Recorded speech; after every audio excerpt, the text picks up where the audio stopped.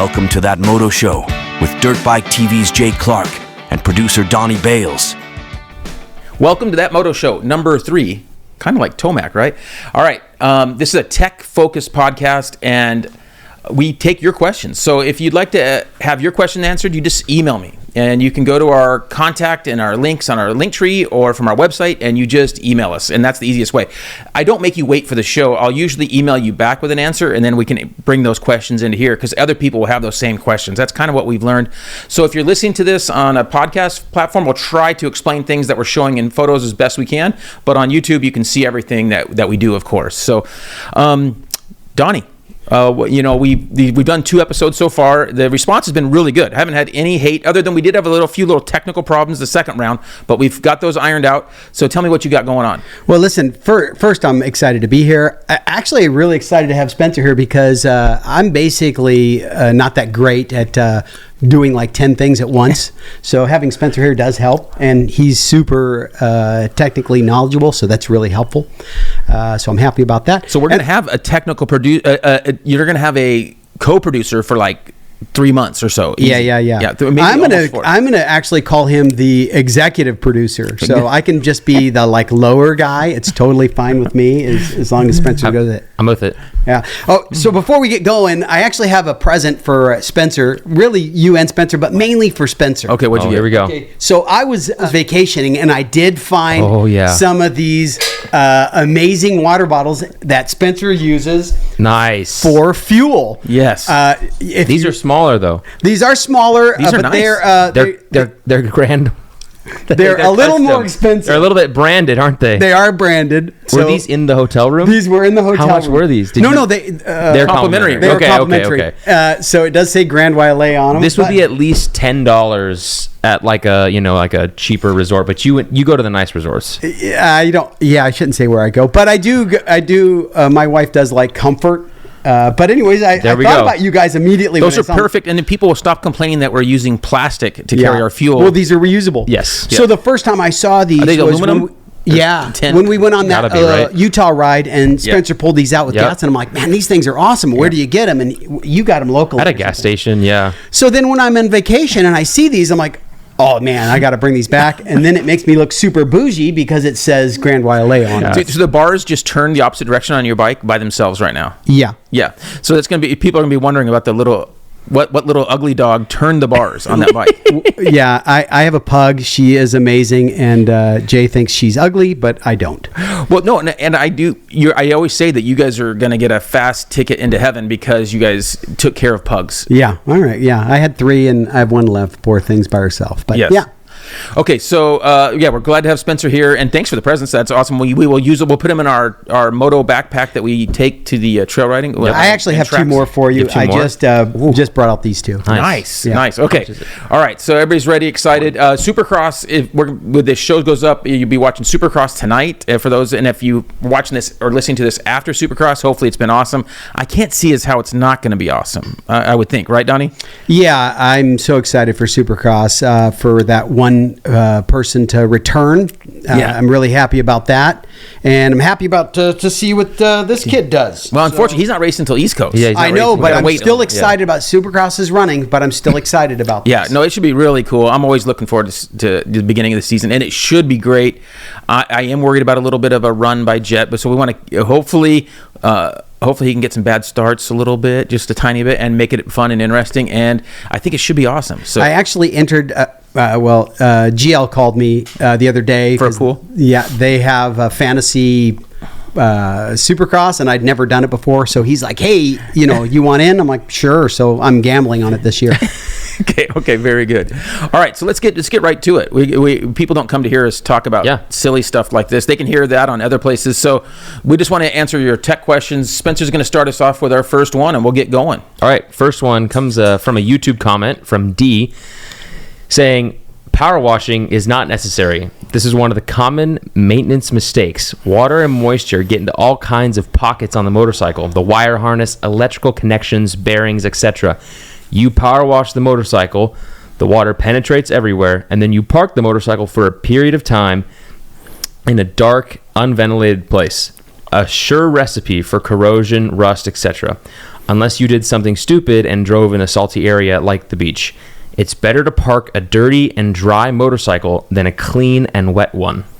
Okay, so at first, like Spencer and Donnie were like, man, this sounds crazy. But there is some truth to what he's saying, is that power washing is hard on bikes. There's no way around it. So over the years, we have found bikes that have never really been washed, and things are a lot better. But the downsides are cases are stained. That's hard to get off because the dirt will stick to the bottom of your cases. It stains that, the swing arm, the aluminum parts, it'll be stained.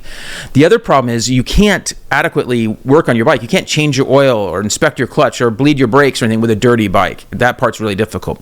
Now, if you're riding, like say, I talked about guys who are riding, say, from their house, and they're just riding in mainly dusty conditions, not very muddy, not a lot of water crossings. It probably is better just to put it away and not wash it. You still need to do your prep work, and there are a few times where we don't wash after every ride, but we wash after most every ride. But if we don't wash, we will still go through and do a checklist of prepping things, checking the chain, oiling the chain, doing a lot of those things. So the power washing, what's difficult about power washing is it gets in there to those bearings and to those electronics, especially on newer bikes. And so the key to, and we have videos showing how we power wash bikes and wash bikes. There's a key. If we don't have time to be adequately, or stopping at a car wash, for instance, and we can't adequately have compressed air to blow the bikes off and to blow in there, we won't typically do it. We'll wait. So it's important to do your washing, and think of it as prepping for the next ride at the same time. That's how you have to look at it. Carl Kramer, old dirt rider guy, forever, he never, ever power washed a bike. Yeah. Never. And he complained to me about when I'm like, oh no, dude, I need this. Well, and there is a nice thing. There's also, when you're power washing a bike, we lay it on both sides. We have videos showing that we lay it on both sides. We're power washing it. We are looking, and now also we're riding, I don't want to say at maybe a higher level than some other guys, but when you're riding extreme off-road conditions or a lot of motocross, things are going to break, bolts are going to be missing, things like that. You're seeing wear items. So when you're washing that bike, I notice things right away, and we make a list right away of the things that we notice when we're washing that are wrong with the bike. So those things you're not going to catch if you're not washing your bike. Pretty simple. So there's another factor too, and that is how often do you change over bikes? Right. And so we don't have bikes for 15 years, kind of thing. So we're having them short. The other thing is a nice little trick is removing your seat after washing or during washing, and you can block off your air filter. If you can remove your seat and even tank, sometimes you can be blowing off all your electronics. That is better on the bikes, to blow all that off and blow those, the steering stem, linkage. We blow off all these key areas, and all of our electronics, we're blowing all that off after we're done washing. So it's a good question. There is some truth to that. And I think some people would think that's kind of crazy, but it definitely is going to help reduce some of those corrosion problems. All right. Awesome. Got our next one for us? Yeah. So this comes from ASAP Huna, and they ask, what's been y'all's favorite bike ever owned? Could also be picked just from sentimental value too. So it doesn't have to be the best performance. Okay, but the favorite best. So the favorite best right now is our 350 XCFs, and Donnie has one, and I have one, and we like the SXF, but the XCF 350 with just an ECU, and unfortunately you have to do forks if you have a pre-24. If you get a 24, it comes with spring forks. That bike is probably my favorite overall bike because you just do simple little mods. It's amazing, and you can use it on the track or trail, and so I think that's probably the best overall bike. I don't get too attached to bikes because I go through them pretty regularly, so I don't get too attached to like one that was way better from the 90s or whatever. I had a 77 RM80 that I think would be kind of sentimental. If I found one of those that was really cool, I might consider fixing one up, but I'd probably lose interest. So I don't get too attached to bikes, just to the current one and maybe to people. Oh, nice. So Ali M says, hi Jay, so appreciative of you passing along your vast knowledge. How about that? I have a question and thought it might also be a good one for that Moto show. I know you have shown us that you drain it, but why KTM says to don't open the drain bolts of the case to drain out the old oil in the case. So she's talking about that extra one. We'll show a picture of that here, but on the bottom, on the KTM, there's quite a few, oil. You got a filter, a little filter on the side, not the main filter, but you got a little screen. So you pull that off. You also have the drain that's either coming from the side or on a 450 or out the back on a 250 or 350. And then at the bottom of the engine, it's an Allen or a Torx 45. It's one of those two that fits, and it's just a little tiny plug.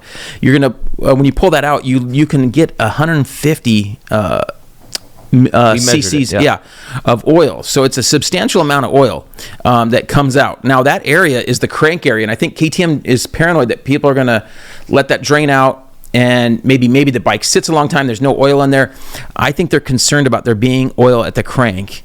I think that's their big concern. If you put oil fill, and now you can add 150 more than you normally would, if you're doing your filter. So in most of these bikes, we're putting 1250 in these bikes as well. So that's a quart and a quarter to help those out. When we do an air filter, an oil filter, and that drain at the bottom, we put in quite a bit. So that helps a ton. So for us, that much oil, that's 10%. Of the oil, let's say, that contaminates that fresh oil right away and is already going to start to turn black. I'd rather have all fresh oil. And when you start the bike for the first time, you might prime it a little bit, and definitely don't be ripping that throttle right away. Start it, let it idle for 15-20 seconds before you give it any blips. So next one, what do we got? AG Squires. Oh yeah, he asked a few questions. But he got some good ones. We read some of his last time. He took the effort to send us a few more, so we're going to answer them straight away. So he's doing a good job with this. So he said, the first question says, I had issues with my Honda 450R fork seals. They lasted about 31 hours before they started leaking, and leaking fairly decently. I tried all the tricks, couldn't get them to stop leaking, so I'll be taking it to my suspension guy for a refresh. My question, are stock seals fine, or should I try and go with SKF if they make them for my model?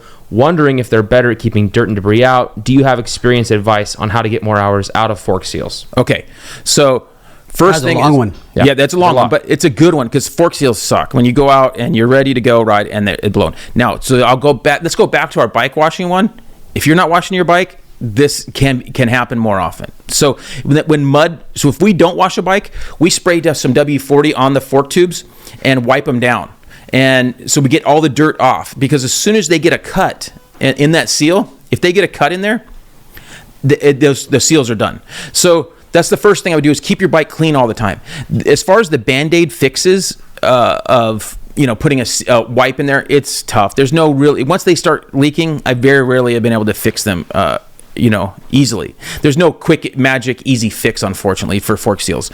So he asked about I wrote my buddy Dave Schmidt at Schmidt Suspension Performance, and he has some insights. He said that all the stock seals aren't as good as they used to be. He's noticing a quality difference, and we've seen that on a lot of things, not just seals.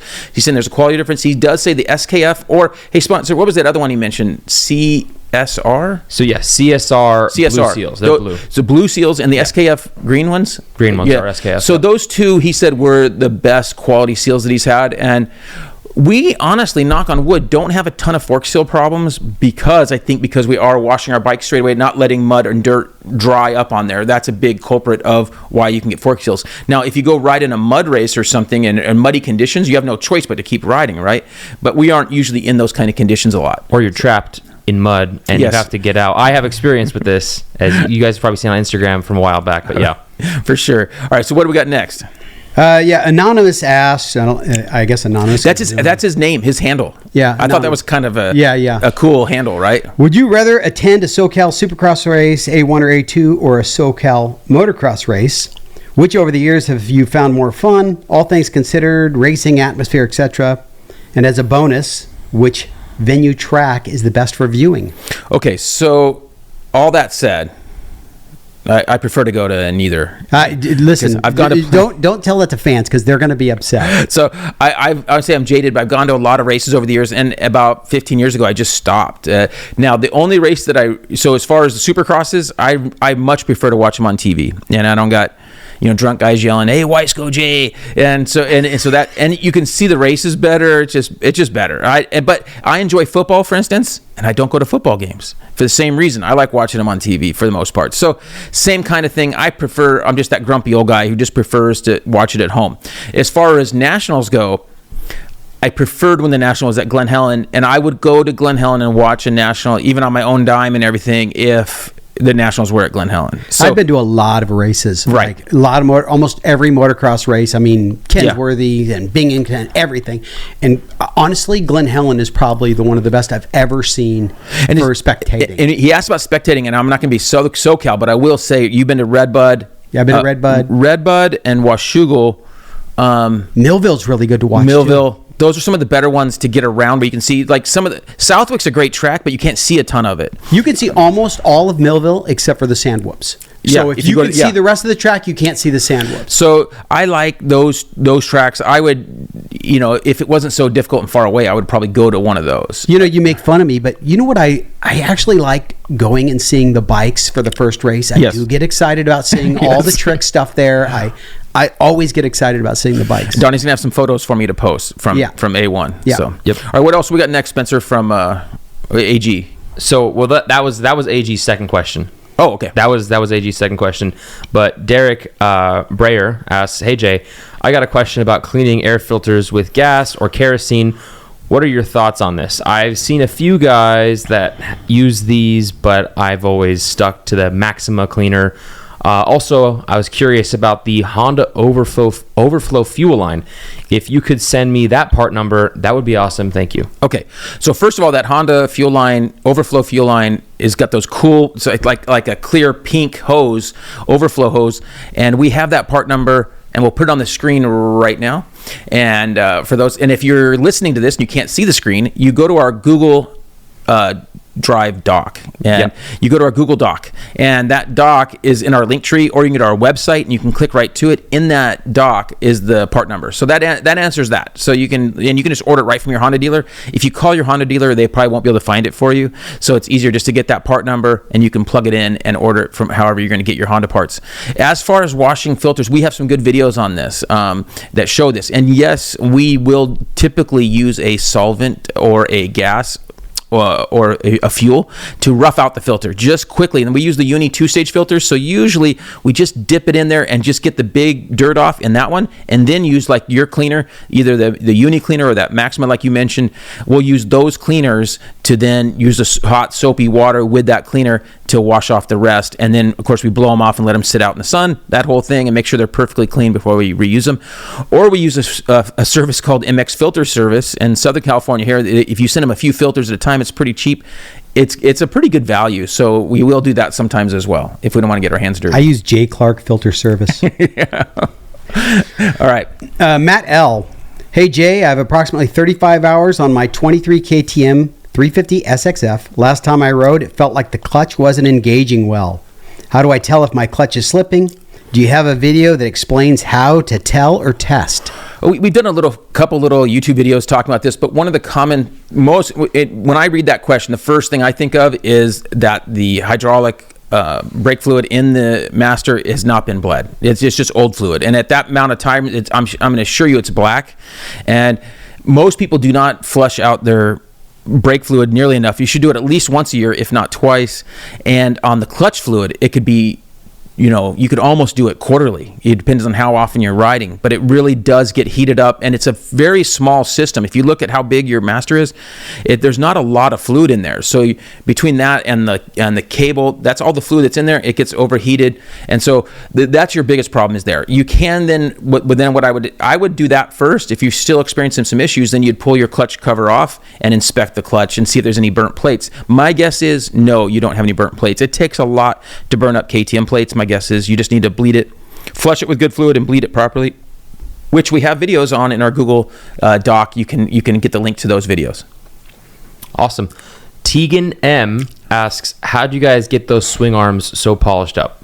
Okay, it was hard work, but we have Sano Metal Finishing in Marietta. They would do some blasting, like vapor blasting, but I think he would do a dry blast most of the time on those. So it's dry. It's like a beat. It's like sandblasting, but it's a lot different than a sand. It's more of a media. So he does a dry blast on that, gets all the cast areas, and then I take it to a guy named Geronimo, and Geronimo is a specialty in polishing. Now, unfortunately, if you live outside of Southern California, you can't really ship stuff back and forth to Geronimo. He's not set up like that. It's a drop by, that kind of thing. So in your local area, if you have anybody that does chroming or prep for chrome, anything like that, they will know a polisher, because anything that gets chromed, like a bumper for a car, it has to get polished.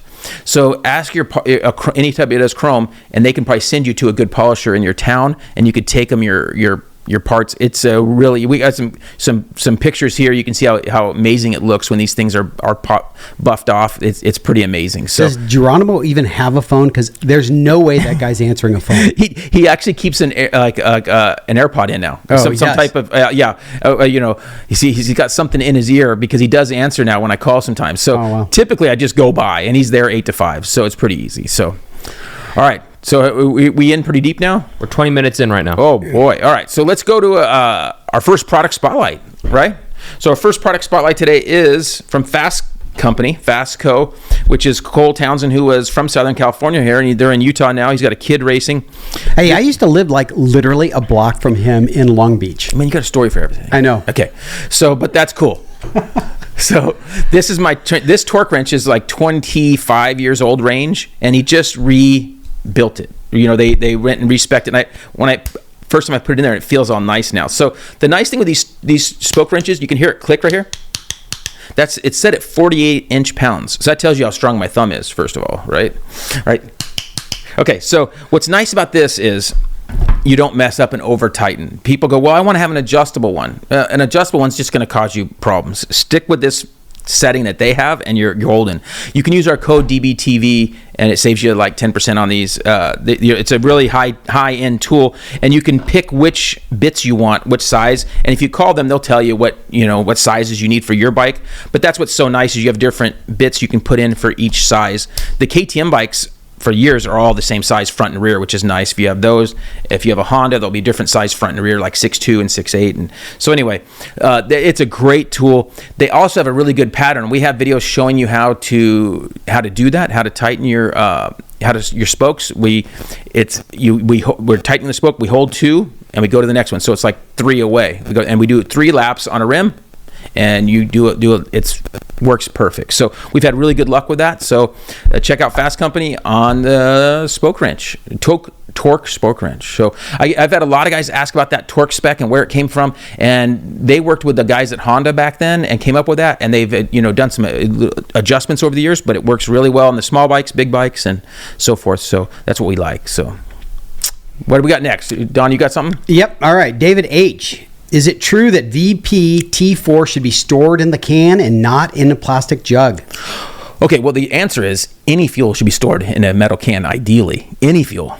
So whether it's pump fuel or anything should be ideally stored in metal, especially if you're going to store it for any period of time, more than a week or 2, it should be in a metal can. So ideally, yes, I would try to store it. It's going to last longer.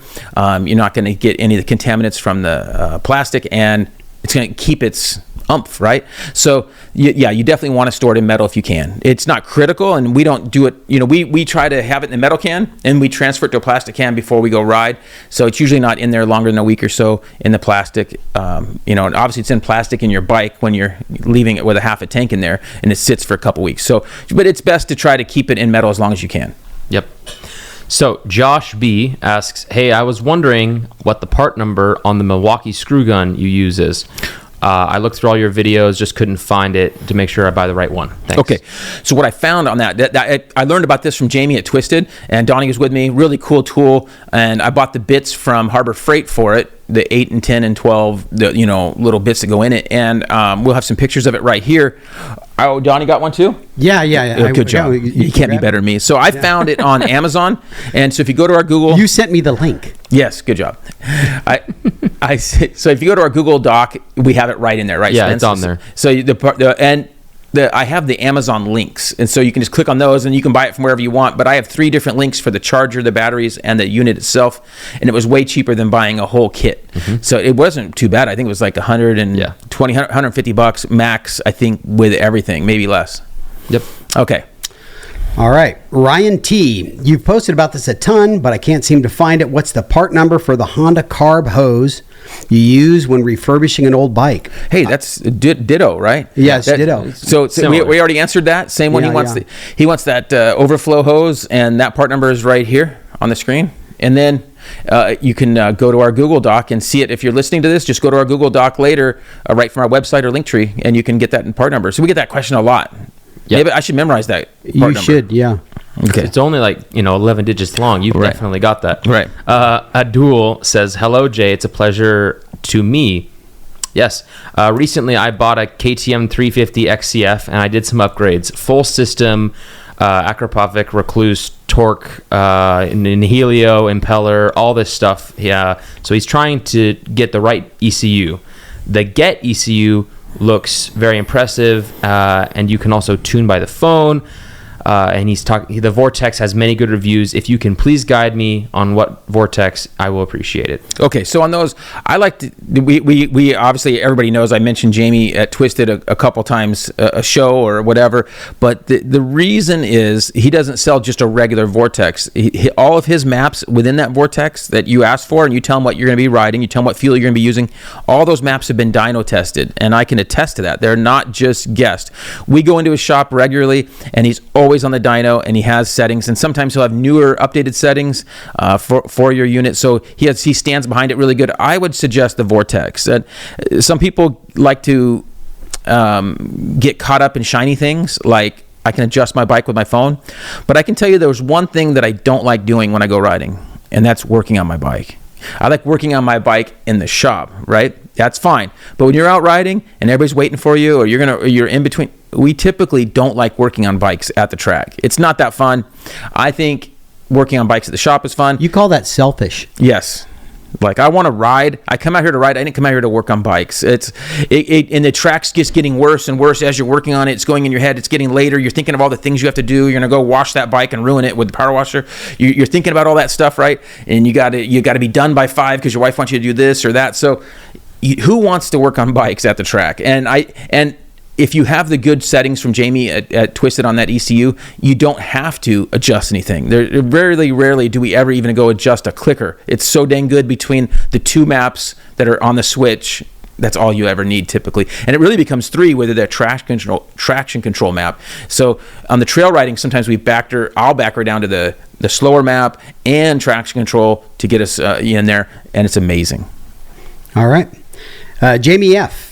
Hi, I want more overrev and top end power for my 2014 YZ250. Would you recommend an FMF fatty pipe or gnarly pipe? I mainly ride long dirt roads and flat tracks at high speeds. Yep. So you got to make the okay. So I can just picture this, and so typically FMF makes those pipes. The gnarly is meant for grunt and that trail, that grunt, bottom to mid, typically with the gnarly. So we call it gnarly because you really get in there, and that's the one that is going to be that. The fatty or factory fatties are going to be more overall power, more top end. So that's what I would lean towards. If you're looking for that more top end, dirt road, wide open speed, I would go with the fatty for sure. And also some rear view mirrors, I'm guessing, on your helmet, so you can see the roost behind you, especially at sunset and so forth. I think you're going to want to look back and see that on those dirt roads. Mount a GoPro to your rear fender pointing back. That'd be cool. Yeah. That'd be cool. See the big roost you're throwing. Yeah. Lucas K says, "Hey Jay, just wondering if you know the factory spec for compression on a 1999 YZ250. Just checked my bike earlier, stone cold, and haven't started the bike in a week. It came in around 185 PSI on a fresh top and bottom end. Cheers, thanks for all the help." Okay, so that sounds amazing. 185 sounds great. Anything, if you're getting over 170 to 200, and that's all going to depend on what's been modified, especially on an older bike. You don't know if that head's been cut, so forth. So if you're in that range, you're totally fine. If you're getting under 150, then you can have some room for concern.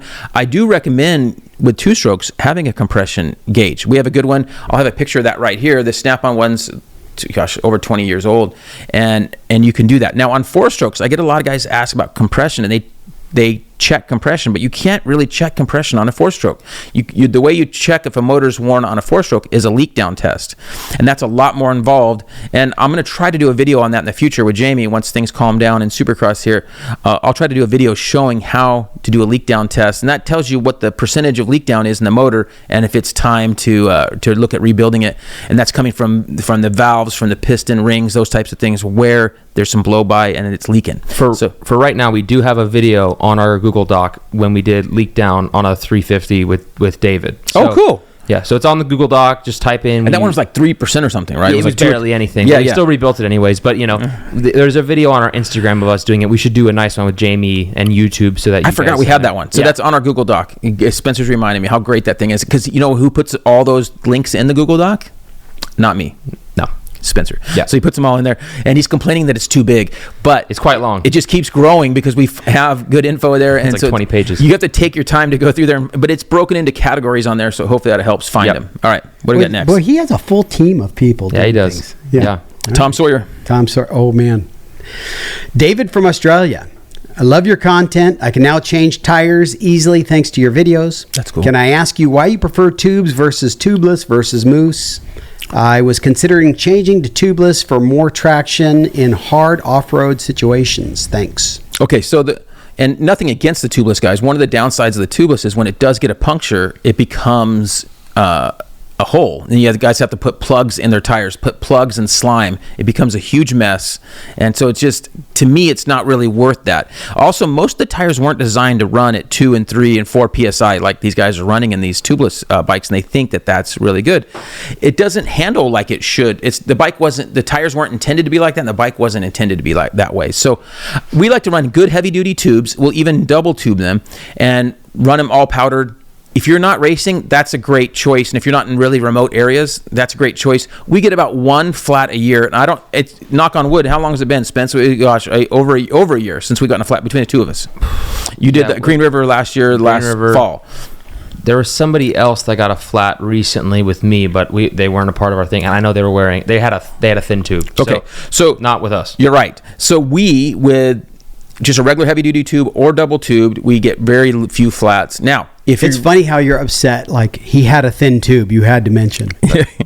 I was like, well, why'd you get a flat? And we're out in the middle of nowhere. Yeah. And they also didn't check the tire pressure that morning, as a lot of dudes just go out there and do, right? But so he could have been at 5 or 6 psi easily. And then the thin tube on top of that is just not recipe for goodness. So Mousses are great, and I do like Mousses, and they are more difficult to install. But we have a Rabiconda now that helps a ton. So a Moose is good, but it is more expensive. So what I tell guys, a Moose is most important if you are getting in conditions that you cannot afford to have a problem. Guys that go to Baja, most of those tour companies will not let you take anything but a Moose. No tubes, no tubeless, nothing.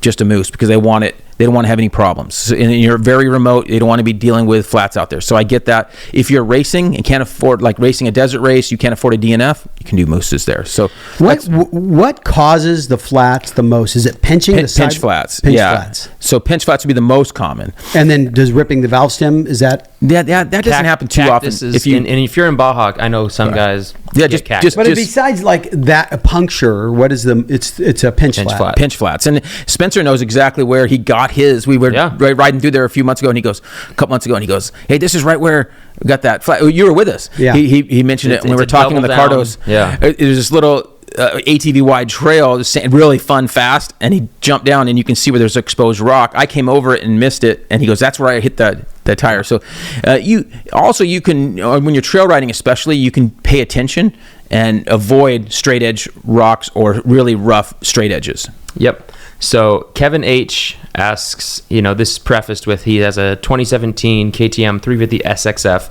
I'm using my friend's 23 KTM 300 SX forks because he got some cone forks. My question is, can the 17 AER forks receive the same mods as the new exact forks? Or are they different when it comes to revalving, for air setup, or spring conversion? When Kiefer mentions the 6500 conversion, I wonder if it matters which set of forks I have to do them with. Okay, so air fork conversions are a big topic, and fortunately, like I said, these XCFs, the 24, which I'm hoping to get one. Hopefully I can get one, comes with spring forks. So the conversions, the 6500 kit, putting it in your older forks would work just as fine as putting it in a 23. So a 17 or a 23, it wouldn't really matter as long as all the components in that 17 aren't nicked up or dinged up. You'd be totally fine to do it in those older forks. It'd be just fine. All right, what else we got? So CYC. Should have a rider after that. CC rider. Yeah. Or Sai. Either one, right? Okay. I haven't had a bike in 15 years. I'm trying to get back into riding without breaking the bank. As I hope to get my son into it in a couple of years, I found a new 23 RMZ 250 for $5,000, $5,999. Right? Yeah, so basically $6,000. Yeah, at a dealer near me. They also have a used 20 YZ250F and a used KX250F for the same price.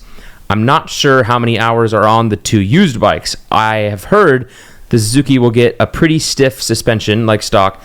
I know that the YZ and the KX will have more power, but that's not my major concern since I'll pretty much be learning to ride again. Any input is appreciated.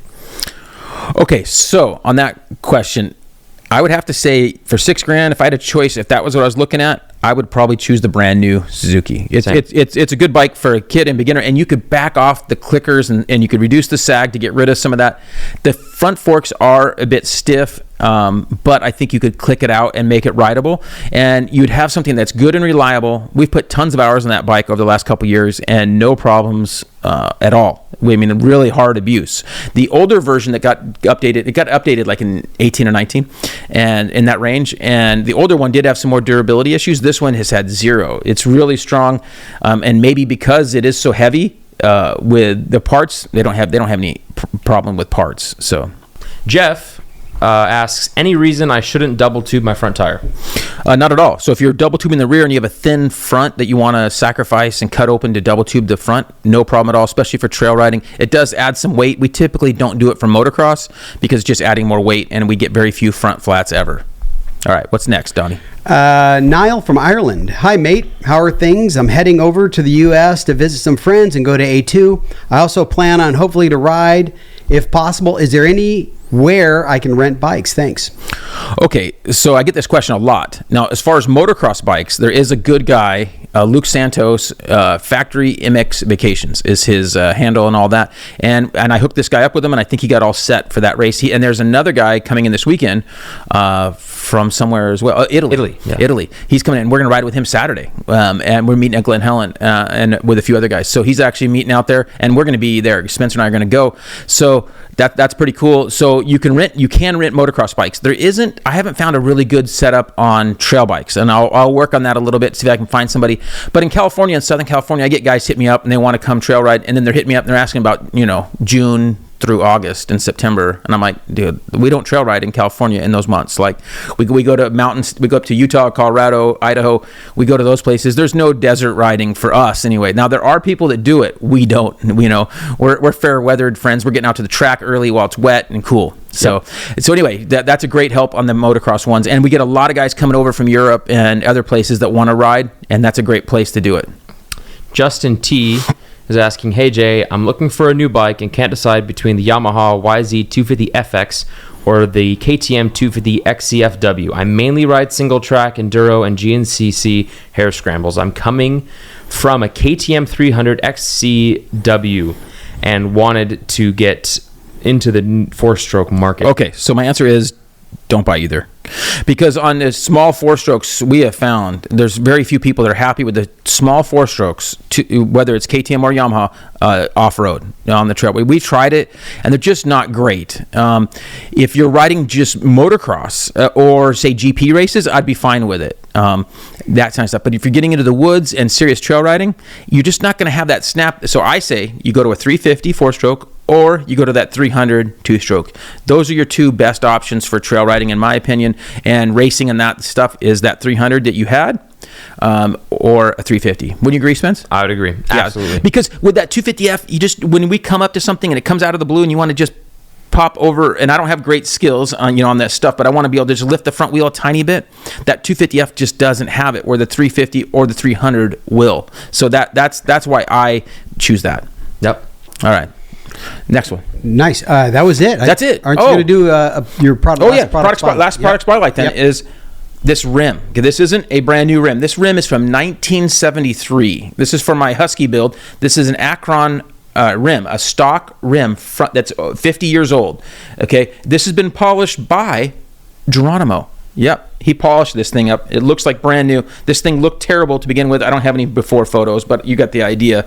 At 50 years old, so you can, and there's no buying you can't buy this rim. And so we've started this project with my buddy Norm Francis on this old 73 we're building, and that's how good the rims come out on this thing. And then we're going to have Faster USA lace up the wheels when we get the hubs is Cerakoted and all fixed up. We're going to have Sano help us with the hubs, and then Faster USA will help us build these wheels up. So you can polish out a lot of things if you find a good polisher by you, and that'll help. So that's some of these wheels. Some of these wheels, because you can't get them, even if they have little cracks and stuff, you should repair them. Yes, and I just did that. So my buddy Dallas helped me weld, and he just welded the rear for this bike, and I'm getting that back today or tomorrow, and we're going to take that to Geronimo and get the rear polished out. And we did have a little crack, so when we took the spokes off, we put a ratcheting tie down around it to keep it in place, and Dallas welded it, got it nice, and Geronimo blended in. It shouldn't be visible, so we're hoping. Awesome. All right, so I think that's it, right? So what do we got from you? You usually have I got a question for both of you guys, since Spencer's here new. Okay. Yep. And I'm super excited about, I guess it'll be today's race now. Yeah. So I want to know from each of you what you're most excited about for this race and this season. Well, first of all, mine would be similar to yours. I'm hoping and hopeful that Tomac can go at that pace that he was, and can race with Jet and be out front and finish top threes, win some races. That's what I'm hoping for in the 450 class. And honestly, that all of them, I like to see them all do well. I love when there's different winners. Last year we had 6 or 7 different winners or more. It was a lot. Yep. I like seeing that. And no matter what anybody says, the field is pretty dang deep with so many past 450 winners. And you can even count Jet as a 450 winner, winning, the SMX that he just did. He's legit 450 rider. There's no way around it. So with him, and you got, Anderson and Webb and Mookie. Barsha. Mookie hasn't won a 450 race, but no, but I'm saying that guy's on the cusp. I mean, we got like 6 or 7 guys that have won 450 races. Right. Okay. That alone. How many champions are in the field? There's got to be 4 or 5. Yeah. Yeah. With Tomac, Sexton, Webb, and Anderson. Yeah. And I don't know. Hopefully, I'm not missing anyone. But there's a lot, and then 250 champions on top of that. There's a few of those. There's quite a few. Yeah. Yes, in there. So it's a great field. It should be fun. Sometimes I get overly excited and it tends to be boring. But I don't want to. So I want to jinx it. But it should be great. My biggest hope is that everyone stays healthy, because that's what really hurts our sport. Our sport is very dangerous. So if we can keep all the guys healthy, that'd be the best thing. Yeah. Yeah. Also, for me, it's the same thing but not so much. I mean, I think the 450 class is always entertaining to me because it's such a high, caliber skill level. Even if there's only 2 dudes that are going at that top pace, right? But watching just 2 dudes like lap almost everybody is still entertaining to me, because it's just like, wow, look at those 2, right?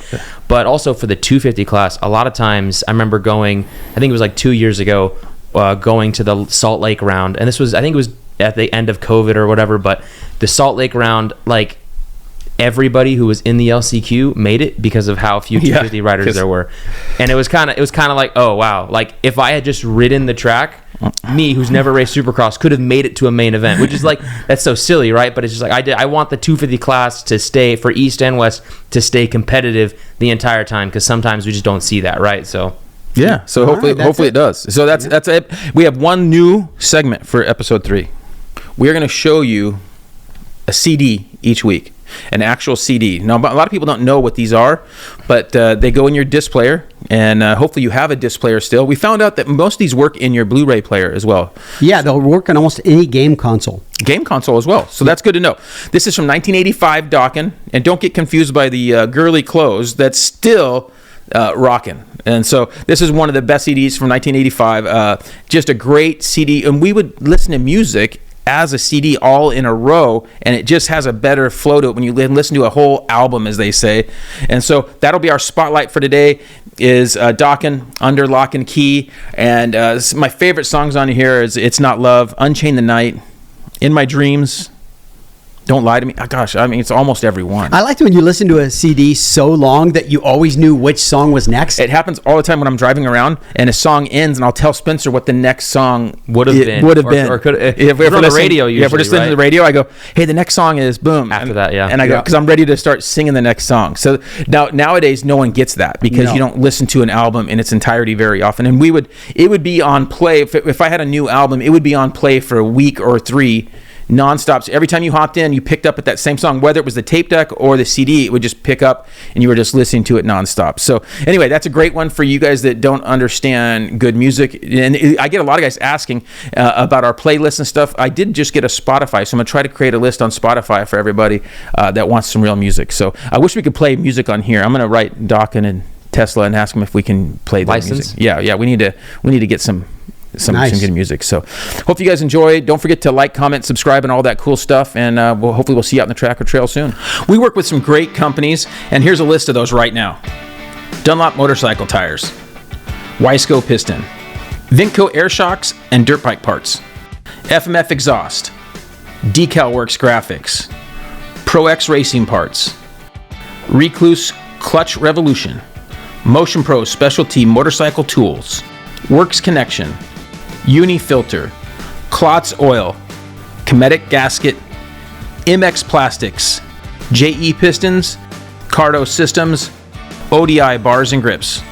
And remember, if you shop Rocky Mountain, use our link from our site, Linktree, or link in description of the videos. Thanks for watching and listening. Don't forget to like, comment, and subscribe.